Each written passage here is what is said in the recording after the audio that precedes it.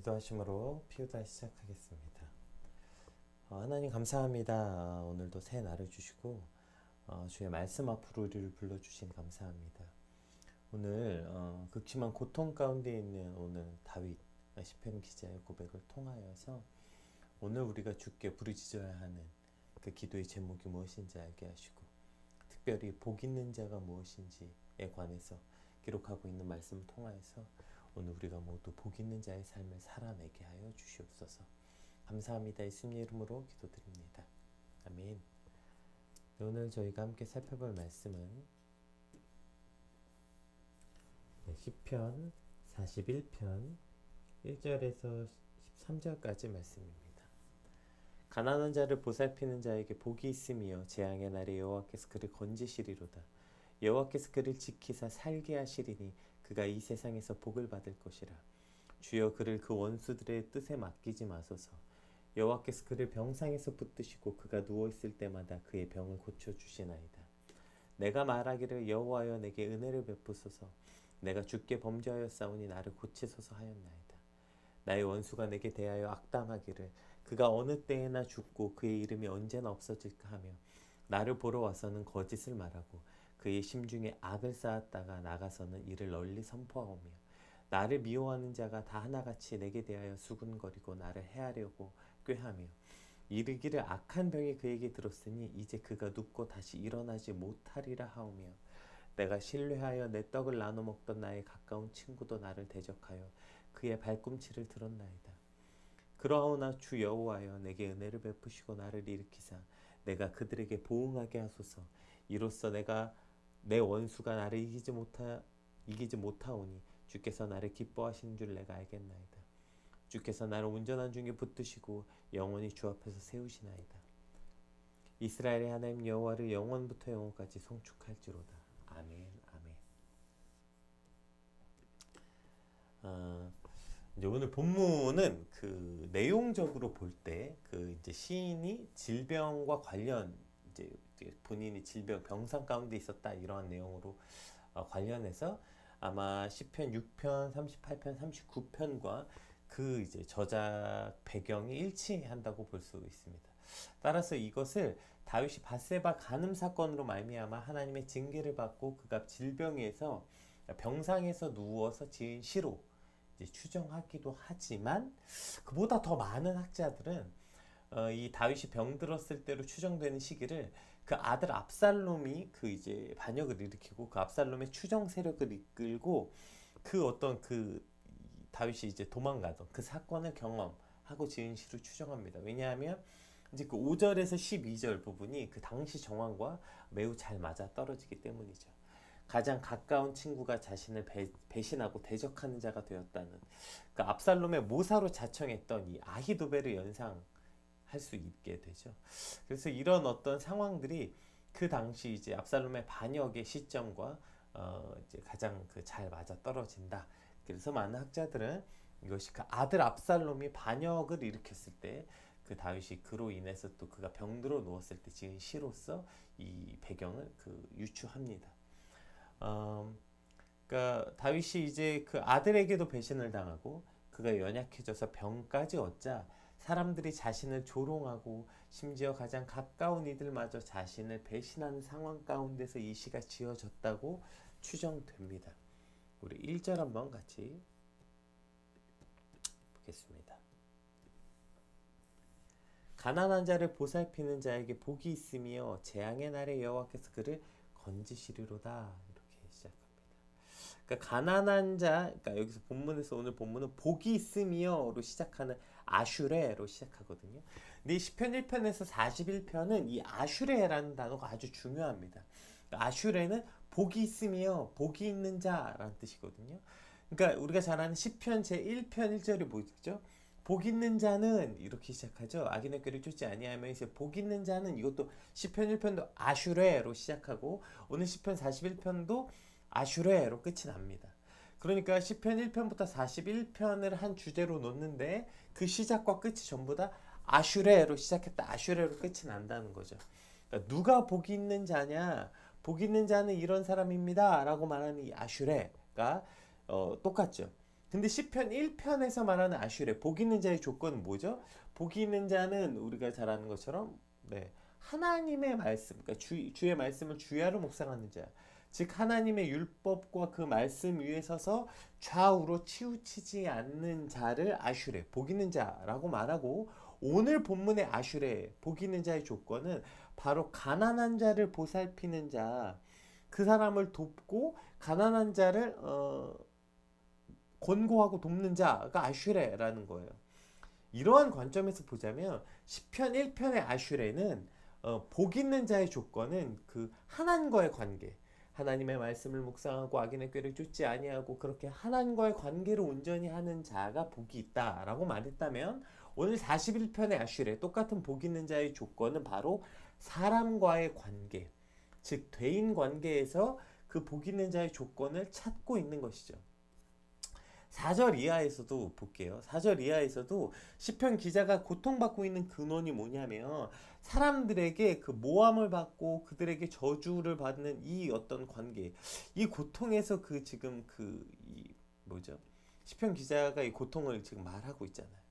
그래서 그가 이제 이거 세 번역으로 한번 읽어보자면 5절부터 나의 원수들은 나쁜 말을 지어서 저자가 언제 죽어서 그 후손이 끊어질까 하고 나에게 말합니다. 나를 만나러 와서는 빈말이나 늘어놓고 음해할 말을 모아두었다가 거리로 나가면서 떠들어댑니다. 나를 미워하는 자들이 모든 나를 두고 험담하고 나를 해칠 궁리를 하면서 몹쓸 병마가 그를 사로잡았구나. 그가 병들어 누워있으니 다시는 일어나지 못한다고 수군댑니다. 내가 믿는 나의 소꿉동무들, 나와 한 상에서 밥을 먹었던 친구들조차 내게 발길질을 하려고 뒤꿈치를 들었습니다. 이것이 지금 시편 기자가 이 고통에서 울부짖고 있는 배경이라는 거예요. 이해되시죠? 그가 사람들이 심지어 병상에 누워있는 자기에게 와서 저거 언제 죽지? 이런 말을 한다는 거예요. 나랑 가장 가까이 있었던 이들이, 그러니까 나의 고통을 바라보면서 사람들이 나를 뭐죠? 긍휼히 여기고 베풀어 주는 게 아니라 오히려 내가 힘이 있을 때 내 앞에서 그렇게 함께 했던 이들이 지금 힘이 없고 병상에 누웠더니 수군대고 험담하고 저거 언제 죽지? 이런 얘기나 하고, 심지어 나와 같은 이 당시에 같은 상에서 같이 밥을 먹었다는 것은, 우리나라에도 그런 문화가 있죠. 같이 밥을 먹는 문화는 식구, 밥을 같이 먹는 한 식구라는 의미잖아요. 그것처럼 정말 가족과 같았던 그 사랑하는 이들마저 자신이 이렇게 고통에 처해 있자 자신을 밟으려고 발꿈치를 들었다. 이러한 어떤 그 인간관계에서 오는 그 가장 극심한 고통에 대해서 말하고 있습니다. 그래서 우리가 잘 아는 것처럼 스트레스 지수를 이렇게 지수화할 때, 그 고통의 그 지수를 표기할 때 거절감, 이것을 가장 큰 스트레스의 원인, 가장 큰 스트레스의 지수로 놓게 됩니다. 즉 사람에게서 오는 거절감, 그것이 이 대인관계에서 오는 이 거절감이 가장 큰 스트레스의 원인이라고 말해요. 그래서 우리도 그런 말 많이 하잖아요. 에이, 일 힘든가 사람이 힘들지, 뭐 이런 얘기, 그렇죠? 에이, 환경이 문제인가 사람이 문제지. 에이, 이렇게 우리도 사실 많이 말하고 있죠. 그러니까 결국에 인간이 받을 수 있는 가장 큰 고통의 근원이 어디서부터 오는가? 그것이 바로 이 대인 관계, 사람과의 관계에서 오고 있고, 오늘 시편 기자, 시편 41편이 그 기록되어 있는 이 시편 기자의 그 울부짖음의 고통의 근원 역시 그 사람들로부터 받는 상처와 사람들이 이제 자신을 향해서 하고 있는 그 고통에서부터 오고 있다는 거죠. 오늘 이제 우리가 이 1절을 그 주의 깊게 살펴보려고 하는 것은, 그러한 환경 가운데서 지금 시편 기자는 어떤 사람이 복이 있냐면 이렇게 말하고 있는 거예요. 자신이 지금 그렇게 병상에 누워 있으면서 사람들로부터 가장 큰 스트레스, 사람들로부터 가장 큰 고통, 대인관계에서 오는 그 가장 큰 거절감, 배신과 모함과 사람들의 그 비난을 받는 상황에서 그가 가장 복 있는 사람은 이런 사람입니다 라고 뭐라고 얘기하고 있는지 다시 1편부터 볼게요.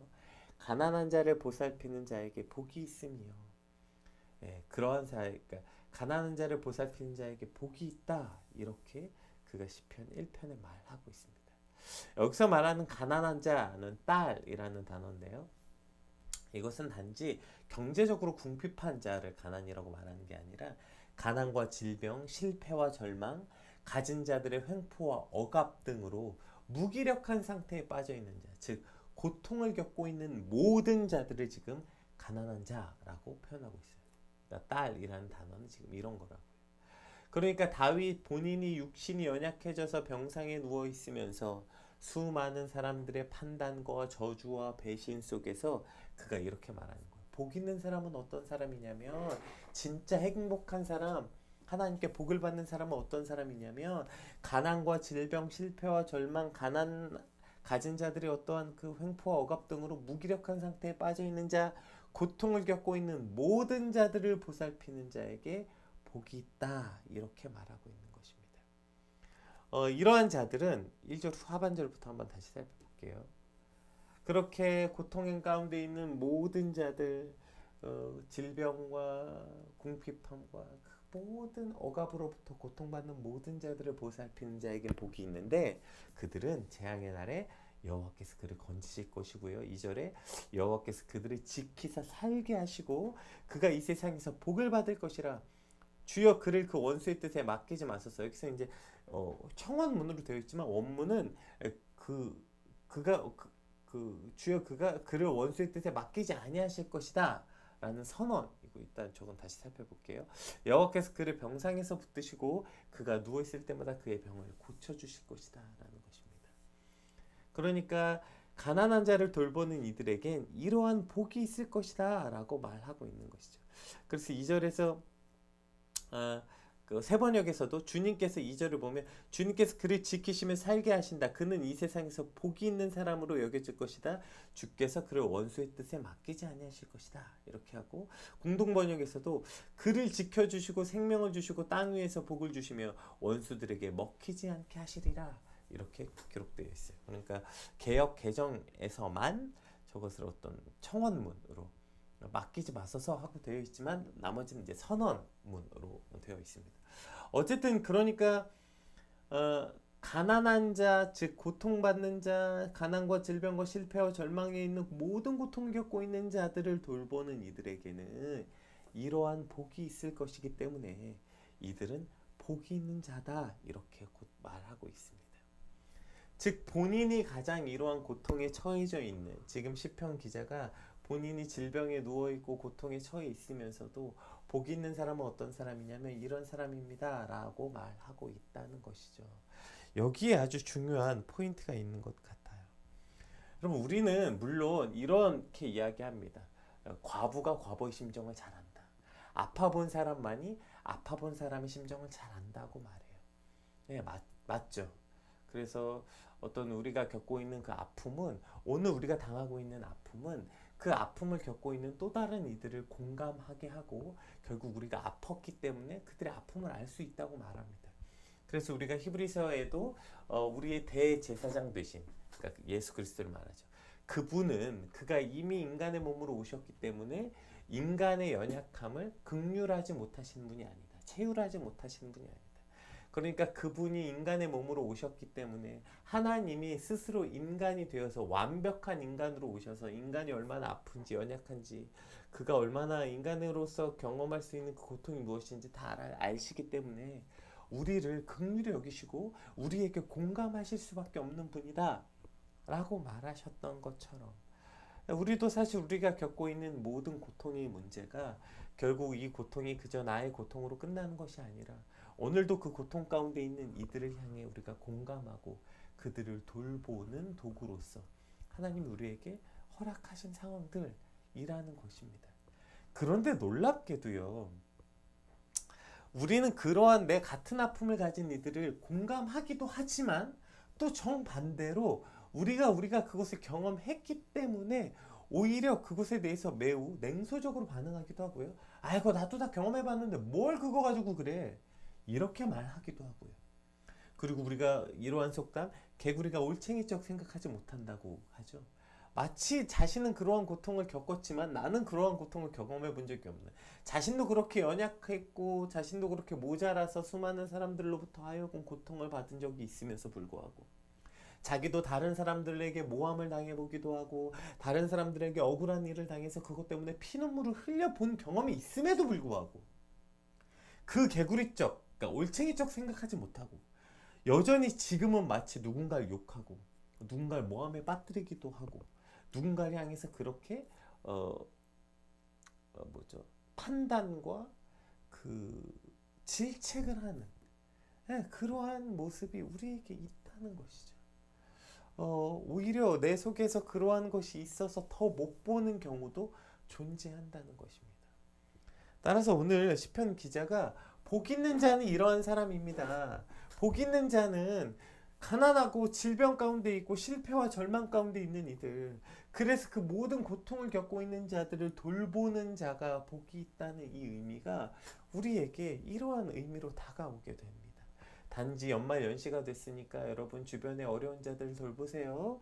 그들을 돌아봐야 됩니다. 라는 의미가 아니라 이미 우리도 그러한 고통을 경험해 봤고 나도 그러한 고통을 경험했고 심지어 지금 그러한 고통을 경험하고 있으면서도 나는 누군가에게 아무에게도 그러한 선을 베풀지 않고 있는 삶. 우리는 지금도 누구에게 그 가난한 자를 돌보지 않고 있는 우리의 모습을 돌아볼 수 있게 되는 것이죠. 가난한 자를 불쌍히 여기는 것은 여호와께 꾸이는 것이니 그가 선행을 갚아주리라. 잠언에서 이렇게 말씀하고 있죠. 가난한 자를 불쌍히 여기는 것은 여호와께 꾸어주는 거래요.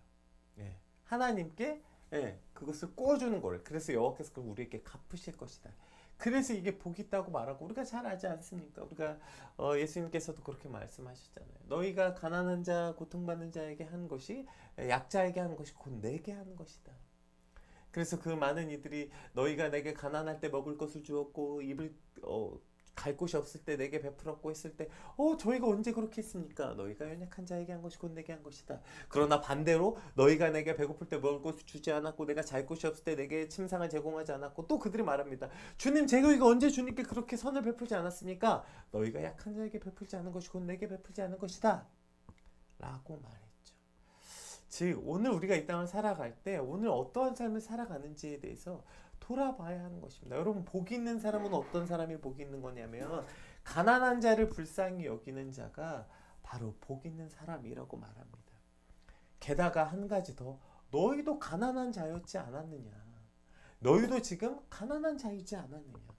너희도 너희가 그것 때문에 고통받았고 지금도 고통받고 있고 너희도 그렇게 맨날 사람들이 너희에게 준 것 때문에 상처받았다고 말하고 사람들이 나를 모함했다고 말하고 사람들이 그렇게 했고 사랑하는 사람들에게 배신당했고 어쩌고 저쩌고 수많은 것 때문에 아픔을 당했다고 말했고 너희도 경험했음에도 불구하고 너희는 지금 어떻게 살고 있냐는 거예요. 너희도 그렇게 고통받았고 사람들로부터 사람들이 나를 미워하고 수군대고 그러한 고통을 다 받아봤고 그것 때문에 그렇게 고통받아서 하나님께 울부짖어 받고 지금도 그 문제 때문에 고통받고 있으면서 정작 너는 그 가난한 자 너와 지금 같은 아픔을 겪고 있는 그들에게 어떻게 하고 있냐는 거 그들을 보살피고 있냐고 오늘 말씀을 통해서 우리에게 묻고 있는 것 같습니다. 오늘 그 고통받는 모든 자들을 돌보는 이가 복이 있대요. 아슈레. 복이 있는 사람은 어떤 사람이냐면 하나님과의 그렇게 온전한 관계를 맺는 사람도 복이 있고 또 한편으로 우리가 이것을 두 개의 날개 신앙의 모습 그래서 하나님의 명령이 뭡니까? 하나님을 사랑하고 이웃을 사랑하라. 이것이 복음을 축약해 놓은 두 가지 큰 주제 아닙니까 성경이.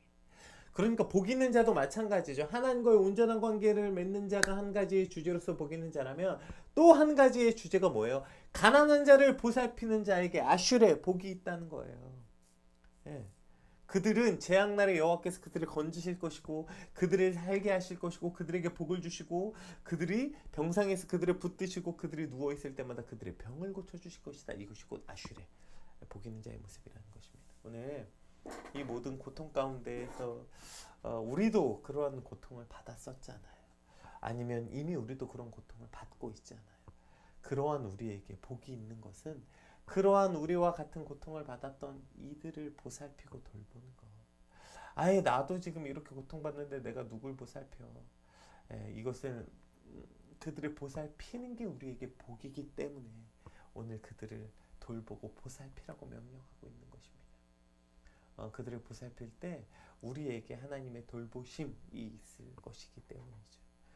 개구리, 올챙이적 생각하지 못하는 참 배은망덕하고 간사한 우리의 믿음이 아니라 오늘 우리의 눈을 들어서 그저 내 아픔에만 집중하고 있지 말고 혹은 내가 옛날에 경험했으면서도 본인이 이제 오히려 그것을 행하는 자로 살고 있지 않나 돌아보고 오늘 그 고통받는 이들을 돌아보는 저와 여러분의 하루가 되시길 주님으로 축복합니다. 4절 볼게요. 그런데 그 이제 아까 우리가 그 5절부터 그 뒤에는 어떤 건지 이제 살펴보지 않고요. 보세요. 그런데 내가 말하기를 여호와여 내게 은혜를 베푸소서 내가 주께 범죄하였사오니 나를 고치소서 하였나이다. 지금 시편 기자는 본인이 겪고 있는 이 고통의 문제의 첫 번째를 뭐래요? 그것이 자기의 범죄로부터 인하였다. 이것을 말하고 있어요. 그러니까 사람들이 나를 그렇게 수군거리고 사람들이 나를 그렇게 하고 내가 질병에 누워있고 이 모든 고통의 근원의 문제가 내가 하나님께 범죄하였기 때문입니다. 그러니까 그 모든 고통의 근원을 먼저 자기 자신에게서 찾고 있다는 것이죠. 이것은 무슨 스스로 자학하라는 말이 아닙니다. 제가 지난달 PT에서도 말했듯이 모든 인간의 문제는 하나님과의 관계로부터 오기 때문입니다. 하나님과 상관없는 일은 세상에 존재하지 않아요. 하나님과 상관없는 고통, 하나님과 상관없는 어떠한 일도 일어나지 않아요. 인간의 모든 행복과 인간의 모든 그 복의 근원은 하나님께로부터 출발하기 때문에 우리의 모든 고통의 근원은 바로 하나님과의 관계를 떠나서는 일어날 수 없습니다. 오늘 우리가 궁핍하고 가난한 자라고 여기고 내가 고통받고 있다고 생각하지만 결국 그 모든 일의 근본은 바로 하나님께로부터 출발하지 않으면 우리는 이 모든 것을 해석할 능력이 없습니다. 따라서 오늘 시편 기자도 이렇게 말하는 거예요. 사람과의 관계라고 말하지만 내가 지금 받고 있는 게 대인관계의 문제이지만 그 모든 근원은 바로 내가 주께 범죄하였사오. 내가 바로 주님께 죄를 지었기 때문입니다. 그러니 나를 고치소서 이렇게 말해요. 오늘 또 한 가지 이제 그 시편 기자가 간구하고 있는 게 하나님 사람들이 내게 이렇게 나를 배신하고요, 나를 모함하고요, 이렇게 해서 제가 너무 힘들어요. 그러니 뭐래요? 그 이전에 나를 고쳐달라고 말해요. 그러니까 우리가 주님 앞에 죄를 지은 이 문제가 그냥 죄를 지었으니 용서해 주세요가 아니라 그것이 곧 내게 고침이 필요한 존재라는 겁니다. 하나님 내게 주께 범죄하였사오니 나를 고쳐주소서. 오늘 이것이 우리의 첫 번째 고백이 되어야 하는 것이죠. 하나님 내가 이러한 죄악들이 내 안에 있습니다. 주님 용서해 주세요. 그냥 그렇게 끝나는 게 아니라 주님 나를 고쳐주세요. 그 죄로부터 벗어나서 그 지긋지긋한 죄악 가운데 고통 가운데 거하지 않고 내가 고쳐져서 온전해지길 소망합니다. 이러한 기도의 고백이 오늘 우리의 고백이 되고요. 오늘 시편 기자가 이 대인관계의 모든 문제 시작을 바로 자기 자신을 돌아보는 것에서부터 시작했다는 것이죠. 그것이 바로 자기 자신을 돌아보는 것, 그것이 하나님 앞에서 자기 모습을 돌아보는 것으로 시작했다는 거예요. 오늘 사실 많은 대인관계의 문제가 어디서부터 온다고 생각합니까? 그 사람이 어떻게 해서 저 사람이 어떻게 해서 그 사람이 잘못됐고 저 사람이 잘못돼서라고 말하지만 실제적으로 여러분 많은 대인관계의 모든 시작점은 여기서부터 시작해야 됩니다. 하나님 앞에서 나를 돌아보는 것. 그렇게 맨날 억울하고 저 사람이 이렇게 했고 내가 이렇게 고통받는데 나를 돌보지 않았고 그렇게 수많은 원망과 불평을 하기 전에 먼저 하나님 앞에 나를 돌아보는 것. 하나님 내가 주님께 범죄하였습니다. 하나님 나를 불쌍히 여기시고 나를 고쳐주세요. 하나님 내가 이러한 고통 가운데 처해져 있지만 그 처해져 있는 가운데서 내가 하나님 앞에 먼저 나를 돌아보는 것. 오늘 이것이 저와 여러분의 삶이 되시길 주님으로 축복합니다. 나의 대인관계의 모든 문제가 그 사람 때문이 아니라 하나님 앞에 나를 먼저 돌아보는 것에서 시작하길 소망합니다. 자 그렇게 됐을 때 그러하오나 주 여호와여 내가 은혜를 베푸고 나를 일으키사 내가 그들에게 보응하게 하소서. 이제 그들을 보복하게 해달라는 것은 보응, 그러니까 복수, 그러니까 그들을 보복한다는 것은 다윗이 일어나서 그들을 복수하겠다는 것이 아니라 다윗의 이 경험, 그러니까 다윗이 왕이었잖아요. 그렇기 때문에 그 악한 이들을 그 심판하는 심판의 권한이 있었죠. 그러나 그것을 하나님께 손에 맡기는 그 있어 복수. 어쨌든 이 원수를 갚아달라는 시편에서의 그 고백들은 이제 시편 보면서 또 따로 한번 함께 살펴보겠습니다. 원수가 나를 이기지 못하오니 주께서 나를 기뻐하시는 줄을 내가 알았나이다. 주께서 나를 온전한 중에 붙드시고 영원히 주 앞에 세우시나이다. 이스라엘의 하나님 여호와를 영원부터 영원까지 성축할지로다. 아멘 아멘. 오늘 본문은 대인 관계에서부터 오는 복이라고 말했잖아요. 결국에 대인 관계로 시작하는 그 복이 어디로 향해서 끝이 납니까? 하나님과의 관계로 다시 끝이 납니다. 이것이 따로따로 떨어져 있는 것이 아니라 복의 근원이 하나님께로부터 왔고 그 하나님께로부터 받은 것이 복이 있고 그것이 또 사람의 관계에서부터 복이 있고 이것이 다시 하나님 관계 또 다시 사람의 관계 이것이 유기적으로 한 몸으로 사실은 작동하고 있는 것을 보게 됩니다. 결국 가난한 자를 돌보는 것 우리가 가난한 자의 상황에 처해져 있었고 우리도 가난한 자에 있지만 그러나 가난한 자를 돌보는 것이 곧 복이 있는 것입니다. 왜요? 우리가 가난한 자를 돌봄으로 하나님이 나를 돌보실 것이기 때문입니다. 그래서 우리가 그 가난한 자로부터 그 복을 받는 것으로부터 사람들 가운데 하나님께서 나를 지켜주시고 내 원수가 나를 이기지 못하고 그곳에서 나를 건져주심으로 인하여서 내가 다시 하나님을 바라보고 하나님을 성축할 것입니다. 라는 오늘 시편 기자의 고백이 있는 것이죠. 오늘 이것이 오늘 하루를 살아가는 저와 여러분의 고백이 되고 이것이 우리의 복이 되시길 주님의 이름으로 축복합니다. 가난한 자를 돌봄으로 하나님이 나를 돌보시고 또 그 하나님이 나를 돌보심으로 그 은혜로 우리가 다시 가난한 자를 돌보고 그것을 통해서 하나님이 살아계심을 느끼고 하나님을 찬양하는 삶 오늘 그것이 저와 여러분의 삶이 되시길 주님의 이름으로 축복합니다. 진짜 복 있는 자의 삶 하나님과 온전한 관계를 이루고 가난하고 고통 가운데 있는 이를 돌보는 복 이것이 오늘 우리에게 진짜 복 있는 자 이것이 우리가 진짜 바라보고 꿈꿔야 되는 복 우리가 빌어야 되는 복 이러한 복이 저 여러분의 삶에 가득하시길 주님의 이름으로 축복합니다. 오늘 받은 말씀 놓고 함께 기도합시다. 하나님 오늘 우리가 진짜 복 있는 삶을 살길 원합니다. 개구리 올챙이적 생각하지 못하는 주님 그런 어리석은